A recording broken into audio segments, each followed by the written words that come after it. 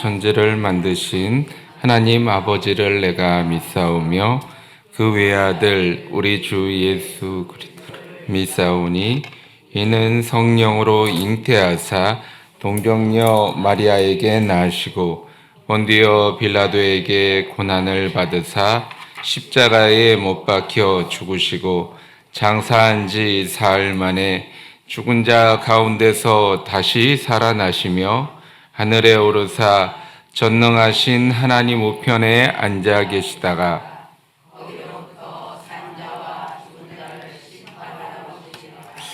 성령을 믿사오며 거룩한 공교회와 성도가 서로 교통하는 것과 죄를 사하여 주시는 것과 몸이 다시 사는 것과 영원히 사는 것을 믿사옵나이다.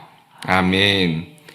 살아계신 하나님 아버지, 오늘도 우리를 이 아침에 불러주셔서 하나님의 말씀을 듣게 하시고 하나님의 앞에 우리가 기도하게 하시니 감사합니다. 아버지, 정말로 이 아침을 주님 앞에 드림으로 오늘 하루를 온전히 하나님과 동행하는 삶을 살기 원합니다. 주님, 우리를 만나 주시고 우리 마음속에 소원을 주시고 간절한 바람을 허락하셨사오니 응답하여 주시옵소서. 이를 위하여 우리가 간절하게 부르짖습니다. 뜨겁게 부르짖습니다. 주님, 역사하여 주시옵소서. 이 나라 이 민족을 주님께서 기억하여 주시고 이 땅에 뿌려진 믿음의 순교자의 그 피를 기억하여 주시사 이 땅을 지키시고 돌보아 주시옵소서.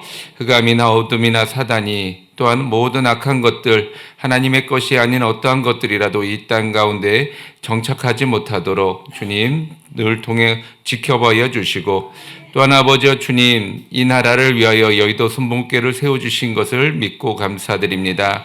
아버지, 우리 이영원 목사님에게 더욱더 강건하심의 복을 허락하여 주시고, 또한 아버지 우리 남대문 성전 가운데도 역사하여 주시사 아버지 유성은 우리 담당 목사님 늘 하나님께서 영권으로 지켜봐야 주시옵소서. 또한 아버지 우리 각자 가지고 나온 기도 제목들 있습니다. 하나님 기억하여 주시고 우리의 간절한 기도 가운데 역사하여 주시사 아버지 주님, 이와 같이 예물로서 하나님 앞에 먼저 믿음으로 드립니다. 하나님 기뻐 흠양하여 주시고 이 예물 가운데 아버지 우리가 간절히 간구하는 기도의 제목 가운데 응답하여 주시고 역사하여 주시옵소서. 주님 앞에 감사드리오며 예수님의 이름으로 기도드렸사옵나이다. 아멘. 하나님의 말씀, 은혜 받으신 하나님의 말씀은 사무엘상 5장 11절에서 12절까지의 말씀입니다. 사무엘상 5장 11절에서 12절까지의 말씀입니다. 다 같이 함께 봉독하겠습니다. 이에 사람을 보내어 블레셋 모든 방백을 모으고 이르되 이스라엘 신의 계를 보내어 그 있던 곳으로 돌아가게 하고 우리와 우리 백성이 죽임 당함을 면하게 하자 하니 는 온 성읍이 사망의 환난을 당함이라. 거기서 하나님의 손이 엄중하심으로 죽지 아니한 사람들은 독한 종기로 치심을 당해 성읍의 부르짖음이 하늘에 사무쳤더라. 아멘. 네, 오늘 원래 조금 담당 목사님이 설교하시는 걸로 계획이 잡혔었는데 갑작스럽게 여의도에서 호출이 이렇게 모임이 생겨가지고 제가 이렇게 또 여러분 앞에 서게 되었습니다. 오늘 담당 목사님의 설교를 기대하고 오신 분들에게는 심심한 사과의 말씀을 드립니다. 네. 이게 맞나요? 이게 어쨌든 여러분 양해를 좀 구하고요. 어쨌든 쌀밥 대신에 보리밥이라고 생각하시고, 여러분들이 또한 제가 아니라 또 저희 뒤에 계신, 저희 앞에 계신 우리 하나님을 바라보시면서 은혜를 받으시기를 바라겠습니다. 자, 이 블레셋이라고 하는 제목은 하나님은 절대 지지 않으신다라고 하는 제목을 적겠습니다. 우리 한번 따라해 볼까요? 하나님은 절대 지지 않으신다. 네, 하나님은요 절대 지지 않습니다. 그냥 지지 않는 게 아니라 절대 지지 않습니다. 자, 우리가 오늘 조금 4장, 5장 말씀이 좀 불편한 이야기입니다. 사실 제가 이렇게 보니까 거의 한 달 전에 제가 설교를 했더라고요. 9월 4일 날 제가 설교를 했는데 아마 다 까먹었으리라고 생각이 듭니다. 괜찮습니다.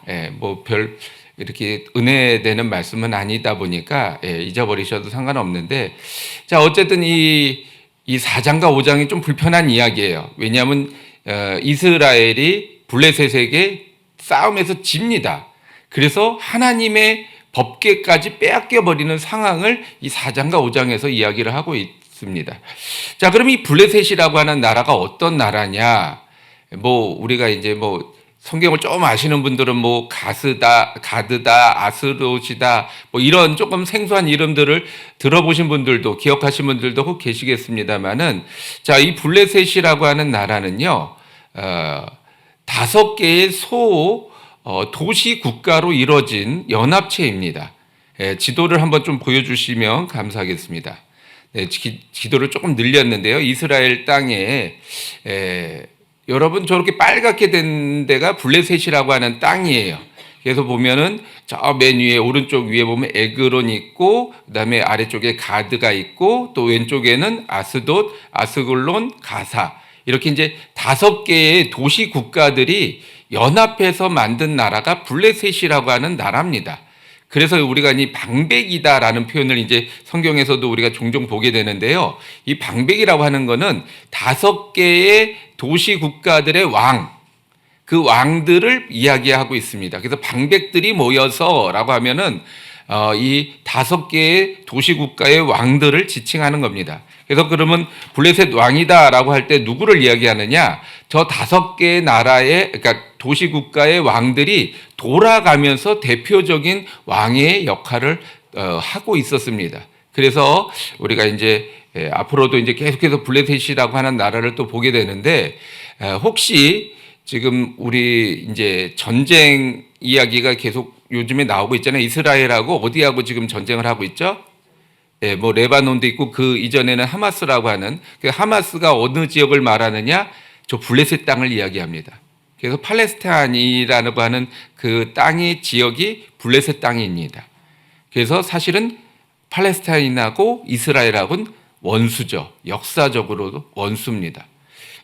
뭐 그런 어떤 지식적인 참고사항을 아시고, 블레셋이다 그러면 저렇게 바닷가 쪽에 지금의 팔레스타인 땅을 이야기하고 있고, 그쪽에 살고 있는 민족들이고, 5개의 소도시 국가들이 저렇게 연합체를 이루고 있는 그런 것이구나라고 아시면 됩니다. 자, 어쨌든 이와 같이 전쟁에서 이스라엘이 패했어요. 당시의 전쟁이라고 한다면 신들의 전쟁입니다. 그러니까 블레셋의 신과 이스라엘의 신이 싸운 거예요. 그러니까는 이스라엘도 이 법궤를 들고 나온 이유가 우리의 신을 앞장세우자, 이렇게 의미해서 가지고 나오게 된 것입니다. 근데 전쟁에 졌다라는 얘기는 뭐예요? 누구 신이 더 강하다는 거예요? 블레셋 신이 더 강하다는 거예요. 이스라엘 신은 블레셋 신보다 약하기 때문에 전쟁에서 진 거다, 이렇게 당시의 사람들은 이해를 하고 있었습니다. 그래서 이제 법궤를 이제 뺏어다가 그 다곤이라고 하는 블레셋 나라를 그 국가 신이라고 하는 다곤이라고 하는 신 성전에 두었습니다. 쉽게 말하면 이제 형이 또는 뭐 이렇게 지배신이 부하신을, 아래 아우신을 다스린다라는 측면으로 그렇게 성전에다 갖다 놓은 거예요. 자, 그런데 그렇게 갖다 놨는데 그 어떤 일이 일어났느냐? 이제 그것이 5장의 이야기인데, 다곤신이 쓰러져서 뭐 목이 부러지고 팔목이 나가고 뭐 이런 어떤 일들을 이제 일이 일어나게 되는 것입니다. 자, 첫 번째로는요, 사람은 질수가 있습니다. 여러분, 우리들의 삶 속에서 우리가 원치 않게 아마 지는 걸 원하시는 분들은 극히 드물 거예요. 뭐 아주 특별한 경우가 제외하고는, 만약에 내가 누군가와의 경쟁이 있다라고 하면은 반드시 이기고자 하는 마음으로 우리가 좀 그 일을 좀 대하게 될 것입니다. 그런데 항상 이기느냐? 아니죠.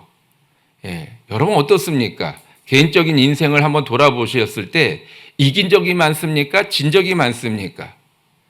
예. 저는 개인적으로 진 적이 더 많아요. 예.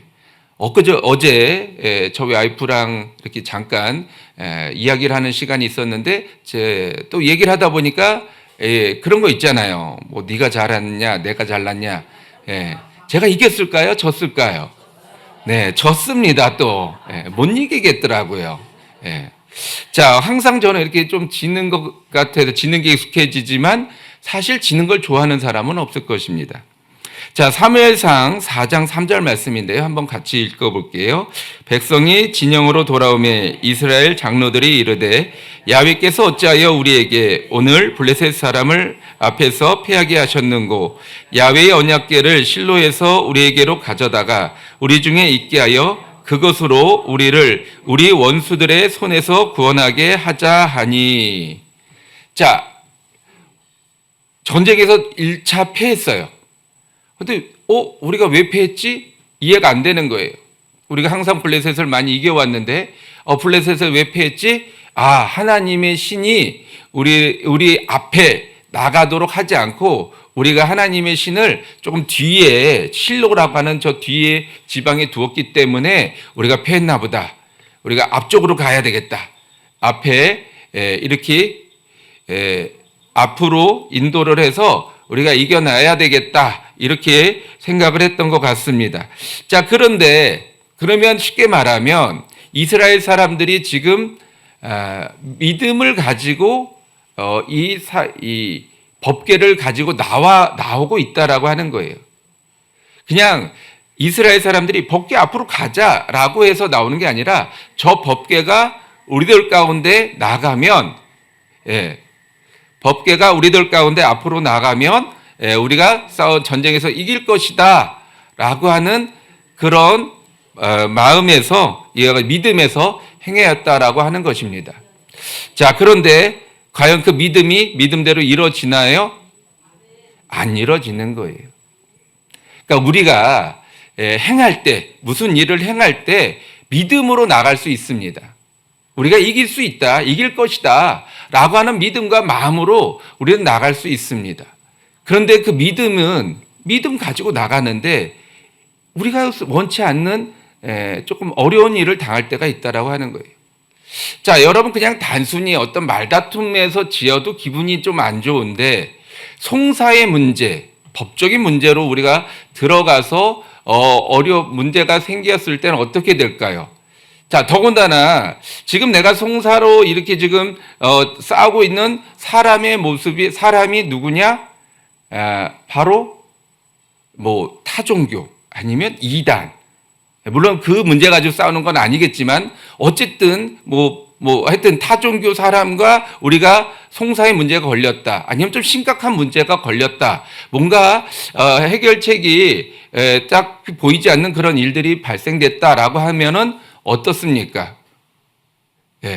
이거는 그냥 단순히 지는 문제가 아니잖아요. 하나님과 타 종교 간의 어떤 그런 전쟁, 문제가 되는 것처럼 느껴질 수 있잖아요. 그러니까 우리는 어떻게 더 기도하게 되는 거죠. 더 간절하게. 하나님, 이거는 하나님 영광에 관련된 문제입니다. 이거는 정말 하나님의 어떤 그런 이름에 중요한 문제입니다. 내가 이 여러 사람이 이 문제를 다 알고 있는데 만약에 내가 지게 되면 하나님 이 나라의 하나님 이름에 먹칠을 하는 것 아니겠습니까? 우리 그런 좀 물론 흔하진 않지만 그런 경우가 있잖아요. 저도 이렇게 이단들하고 자주는 아닙니다만 이렇게 대하게 되면 우연치 않게 말을 하게 되면 안 하면 모를까 기약 말이 시작됐으면은 절대 물러서진 않거든요. 어떻게든 조금 그들을 납작하게 좀 하고 싶은 마음에 있는 것 없는 것 아는 것 없는 모르는 것 하든 고집까지 부려서라도 좀 이겼다라는 생각을 갖게 그런 마음을 갖고 싶지 그냥 내가 됐다고 귀찮다고 피곤하다고 이러면서 물러서고 싶지가 않더라고요. 우리들의 삶 속에는 그럴 때가 있습니다. 그런데 그렇게 믿음 가지고 뜨겁게 기도하고 간절하게 매달리면서 나갔는데 질 때가 있다는 거예요. 질 때가 있다는 거예요. 그러면은 내 문제도 문제지만 그때부터 어떤 생각이 드느냐? 하나님 정말 살아계시는가? 아니면 하나님이 정말 나를 사랑하고 계시는가? 이런 의구심이 들어오기 시작하는 거예요. 아니, 내가 하나님 앞에 간절하게 부르짖었고 이거는 정말로 하나님과 이 하나님의 이름에 관련된 문제고, 저 이방신, 저 타종교, 저 잘못된 사람들, 그 사람들과 내가 부딪힌 건데, 하나님의 이름으로 나가서 부딪힌 건데 어떻게 이걸 지게 할 수 있습니까? 라고 하는 생각이 들어올 때가 있다라는 거죠. 그러면서 우리는 하나님이 정말 능력이 있으신가? 하나님이 정말 그렇게 천지를 창조하시고 모든 생사화복을 주관하시는 대단한 분이 맞는가? 정말 그런 분이 많다면 나를 그럼 미워하시고 나를 싫어하시는 건가? 뭐 이런 생각이 들어올 때가 있다라고 하는 거죠. 이스라엘도 믿음을 가지고 나갔습니다. 그런데 어떻게 됐어요? 패해버린 거예요. 자, 신약에서 이 비슷한 사람이 또 있습니다. 베드로가 그랬는데요. 마태복음 26장 74절에서 75절의 이야기입니다. 같이 한번 읽어보도록 하겠습니다. 그가 저주하며 맹세하여 이르되 나는 그 사람을 알지 못하노라 하니 곧 닭이 울더라. 이에 베드로가 예수의 말씀에 닭 울기 전에 내가 3번 나를 부인하리라 하심이 생각나서, 자, 베드로가요, 어떤 사람입니까? 너희는 나를 누구라 하느냐 할 때 주는 그리스도시요 살아계신 하나님의 아들이시니다 라고 정말 믿음의 고백을 하죠. 그 믿음이 곧 교회의 반석이 되었습니다. 대단한 사람이죠. 그런데 곧 이어서 어떻게 됩니까? 내가 나를 3번 모를 것이다 라고 부인한다고 예수님께서 말씀하셨더니, 다른 사람은 몰라도 절대 나는 그러지 않을 것입니다라고 굳게 예수님 앞에 다짐을 했습니다. 근데 불과 얼마 지나지 않아 가지고 읽은 본문의 말씀처럼 그렇게, 그것도 여기 이제 누가복음에 보면 여종이라고 나옵니다. 어린 여종이라고 나와요. 그러니까 보잘것없는 너무나도 나약한 그런 어린 아이에게 내가 뭐 어떻게 됐다는 거예요? 졌다는 거예요. 절대 나는 모른다 욕까지 하면서 그 양반 저 양반 이야기하면서 절대 나는 모른다라고 예수님을 배신하는 모습을 보여주고 있습니다. 이게 베드로의 모습인 거예요. 우리도 그럴 때가 있다는 거예요.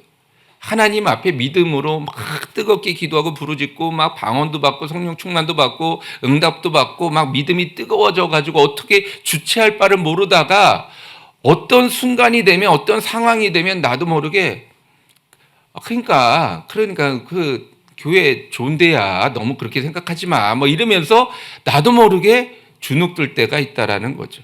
나도 모르게 부인 아닌 부인을 할 때가 있다라는 거죠. 나도 모르게 하나님을 배역하고 거역할 때가 있다라고 하는 것입니다. 그러면 내가 지면 하나님이 진 것입니까? 내가 졌다라고 해서 하나님이 진 것은 아니라는 거예요. 두 번째로요, 하나님은 절대 지지 않습니다. 자, 사무엘상 5장 4절 말씀입니다. 그 이튿날 아침에 그들이 일찍이 일어나 본즉 다곤이 야훼의 궤 앞에서 또 다시 엎드려져 얼굴이 땅에 닿았고 그 머리와 두 손목은 끊어져 문지방에 있고 다곤의 몽둥이만 남았더라. 자, 쉽게 말하면 목이 부러져서 분리가 되고 손목이 끊어져서 분리가 됐어요. 그러면 이 뭐 사람으로 치자면 이 다곤이라고 하는 존재가 어떻게 됐다는 거예요? 죽었다는 거예요. 그냥 단순하게 죽은 게 아니라 뭐 심장마비 이렇게 죽은 게 아니라 확실하게 죽은 거예요. 뭐 어떻게 표현하면 이 말이 이렇게 맞을지 모르겠습니다만, 옛날에 이제 프랑스에서 단두대라는 게 있었잖아요. 거기 보면 이렇게 목하고 팔을 내놓고 그 다음에 위에서 이제 그 무서운 칼날이 쫙 내려와서 목과 손목을 다 끊어버리죠. 왜 그래요? 확실하게 죽게 하기 위해서. 행여라도 이렇게 뭐 다시 이렇게 조금 덜 죽는 일이 없도록 아예 손목까지 이제 다 끊어버림으로 완벽하게 그 죽음을 맞이하게 한 거죠. 다곤이 지금 그 상황입니다.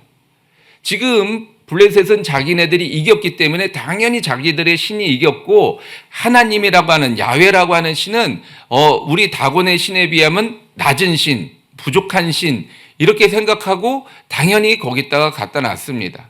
그런데 지금 어떻게 됐어요? 완전히 뒤바뀌어 버린 거예요. 그 한 번, 처음도 아니고 벌써 다곤이 한 번 무너졌는데 두 번째 혹시나 우연인가 그래가지고 또 다시 세워놨더니 이제는 목하고 팔목이 다 끊어져 버린 거예요. 자, 그래가지고 하나님의 살아계심을, 하나님의 역사심을 블레셋 사람들이 경험하게 되는 것이죠.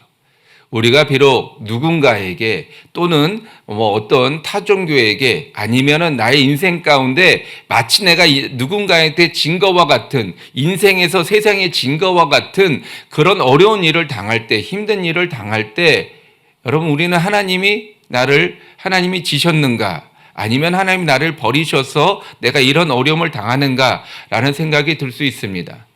그러나 여러분, 그것은 우리가 속는 것입니다. 하나님은 절대 지지 않습니다. 하나님은 어떠한 경우에도 지지 않습니다. 예. 베드로가요, 앞부분에 우리가 읽었던 그렇게 연약한 베드로, 여종에게 욕하면서 나는 모른다라고 이렇게 부인했던 그 베드로가 어떻게 변화되었느냐. 사도행전 4장 19절 말씀입니다. 베드로와 요한이 대답하여 이르되 하나님 앞에서 너희 말을 듣는 것이 하나님의 말씀을 듣는 것보다 옳은가 판단하라. 자, 안식이 이제 예수님의 이름으로 나면서부터 걷지 못한 그 사람을 걷게 해 주었다라고 하는 이유 때문에, 그런 죄 아닌 죄목 때문에 산헤드린이라고 하는 공의의 앞에 그들이 불려갑니다. 그리고 우리가 부인한 예수를 더 이상 증거하지 말라라고 엄히 경고를 하죠. 자, 여종에게 그 말 한마디에 어떻게 할 줄 몰라서 부인하고 욕하고 외면했던 그 베드로라면, 당시에 산헤드린이라고 하는 조직은요, 막강한 권력 조직입니다. 정치, 종교 조직입니다. 한두 사람이 아니에요. 굉장히 많은 사람들이 그 안에 소속되어 있습니다. 그 수많은 그런 사람들 앞에서 하지 말라, 부인해라 라고 말을 한다면 이전에 베드로라면 어떻게 됐을까요? 아유, 제가 그냥 순간적으로 잠깐 조금 헷갈렸나 봐요 뭐 이러면서 아마 더 다시 부인하고 또 다시 욕하고, 나는 그런 사람 모르는데 제가 이렇게 실성을 했나 봅니다 이러면서 아마 그 자리에서 외면하고 돌아 나왔겠죠. 그런데 지금은 베드로가 어떻게 됐어요? 내가 하나님 앞에서 너희의 말을 듣는 것보다 하나님 말을 듣는 것이 어느 것이 나은지 너희도 한번 판단해봐라, 분별해봐라 라고 이야기합니다. 그러니까 나는 너희의 말, 너희는 산헤드린이라고 하는 막강한 권력과 힘을 가지고 있지만 나는 그 뒤에 계신, 너희 위에 계신 하나님을 바라보면서 나는 하나님의 말씀을 따르겠다라고 고백하고 있는 것입니다. 그러니까 쉽게 말하면 난 죽겠다는 거예요. 죽여라. 너희가 날 죽이기 원하면 죽여라. 그러니까 베드로가 감옥에 갇혀서도 불안해하지 않지 않습니까? 아주 코를 골며 잠을 잤습니다. 허리띠 다 풀어놓고, 내일 당장 죽는데 내일 죽을 것이다 라고 하는데도 허리띠 다 풀어놓고 잠을 잘 정도로 오히려 그들 앞에서 담대했습니다. 이게 베드로의 모습에서, 베드로의 힘으로 변화될 수 있는 모습일까요? 아니요. 사람은 안 변하더라고요. 정말 잘 안 변하더라고요. 예. 저도 뭐 하나님을 만나고 경험하고 체험해서 여기까지 오게 되었습니다만은, 지금 뭐 사역을 한 지 거의 20년이 다 돼 가는데 제 안에서 자꾸 옛 모습이 자꾸 불쑥 나올 때가 있어요. 예. 나이 들어서 기운이 떨어져서 그게 조금 이렇게 가라앉았죠. 예. 이게 저는 믿음으로 그걸 극복해낸 줄 알았어요. 그때 아니더라고요. 이 나이 들고 기운 떨어지니까 이렇게 밑에 가라앉아 있던 거지, 이게 조금 뭐 기운 나고 뭐 이렇게 하면 또 확 올라오더라고요. 예.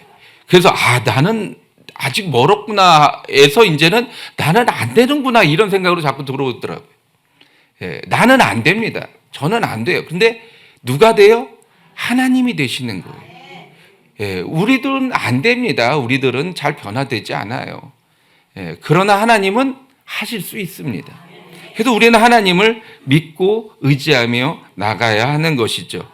자, 그러면 우리는 안 되는데 하나님이 되신다. 이거는 우리가 알겠는데, 그러면 어떻게 하나님이 우리를 변화시키시고 또 어떻게 하나님이 이와 같이 이기시는가? 물론 하나님이니까 당연히 이기시죠. 그러나 하나님도 그 과정 속에 지금 모습을 보여주고 있습니다. 세 번째로는요, 하나님은 일하고 계신다라는 거예요. 자, 지금 우리가 읽은 이 5장의 말씀은 지금 블레셋이라고 하는 땅 안에서 일어나고 있는 것입니다. 블레셋이라고 하는 땅 안에서 일어나고 있으면 이스라엘은 알까요, 모를까요? 모르는 일이에요. 지금 물론 나중에 이제 또 이런 어떤 블레셋하고의 어떤 그런 전쟁에서 승리하고 그 다음에 이제 블레셋 포로들을 통해서 이런 이야기를 들을 수 있었겠지만 지금 이 순간에는 이스라엘은 몰라요. 블레셋 안에서 무슨 일이 일어나는지 어떻게 되는지. 지금 이스라엘 안에서는 지금 뭐 수만 명이 죽고 그다음에 뭐 자기네들을 다스렸던 엘리 제사장까지 죽고 뭐 완전히 국가가 초상집이 되었기 때문에 다른 데 신경 쓸 만한 여력이 없습니다. 블레셋 안에서 무슨 일이 있는가, 뭐 하나님의 걔는 어떻게 됐는가, 이런 거에 대한 신경을 쓸 수 있는 여력이 없었을 때입니다. 그러니까 이스라엘은 몰라요.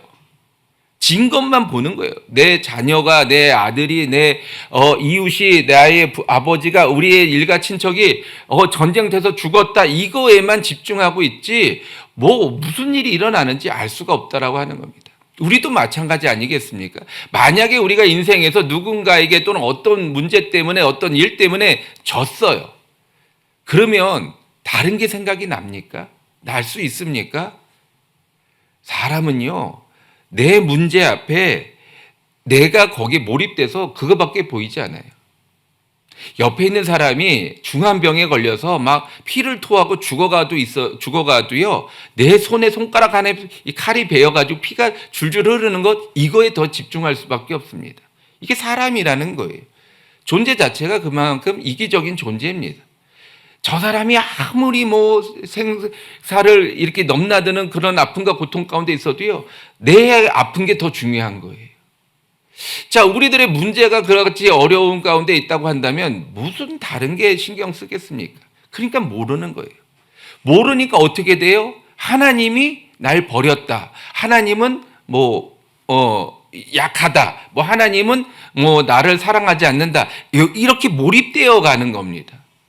그러나 하나님 지금 뭐하고 계세요? 일하고 계시는 거예요. 우리가 그걸 모르기 때문에 우리가 자꾸 좌절하고 실망하고 원망하고 불평하는 겁니다.